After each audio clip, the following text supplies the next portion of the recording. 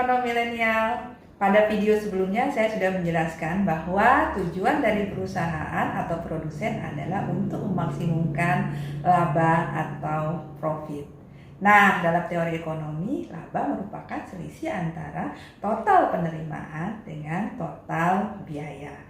Kita tahu bahwa penerimaan total besarannya diperoleh dari perkalian antara harga output dengan kuantitas output yang dijual. Misal, jika seorang petani padi mendapatkan hasil panen 5 ton dan harga jual dari gabah itu adalah Rp5.000 per kilogram, maka penerimaan petani padi tadi di musim tanam tersebut kita peroleh dengan cara mengalihkan harga jual yaitu Rp5.000 dikalikan dengan outputnya yaitu 5 ton, dan di situ kita peroleh Rp25 juta. Nah, beralih kepada konsep biaya. Biaya bisa kita bedakan menjadi biaya eksplisit dan biaya implisit. Nah, biaya eksplisit adalah biaya dari penggunaan input yang dikeluarkan oleh perusahaan atau petani secara tunai.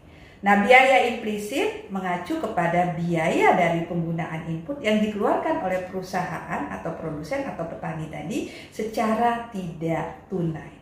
Nah, perhitungan biaya implisit dilakukan dengan menggunakan konsep opportunity cost.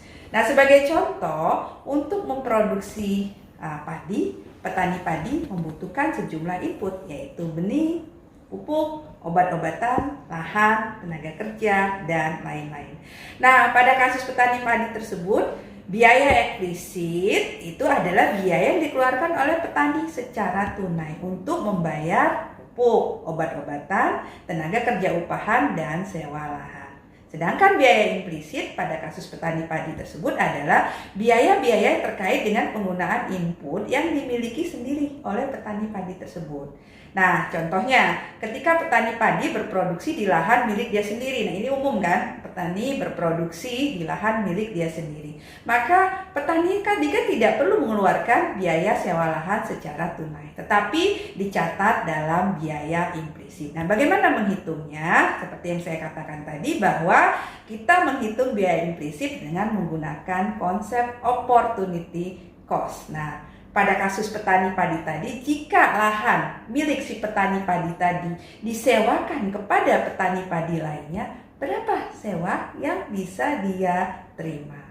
Misalnya sewa yang dia terima dari 1 hektar lahan milik dia tadi adalah Rp5 juta per musim tanam. Maka Rp5 juta tersebut itu dimasukkan dalam komponen biaya implisit. Nah, contoh lain lagi biaya implisit itu adalah biaya untuk penggunaan tenaga kerja dalam keluarga. Nah, selanjutnya kembali kepada pertanyaan awal tadi, yaitu perbedaan antara laba ekonomi dan laba akuntansi.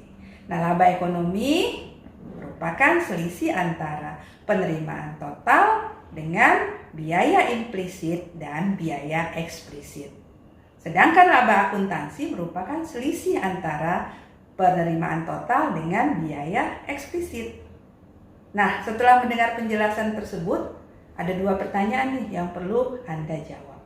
1. Menurut Anda apakah laba ekonomi lebih besar atau lebih kecil dibandingkan dengan laba akuntansi? 2.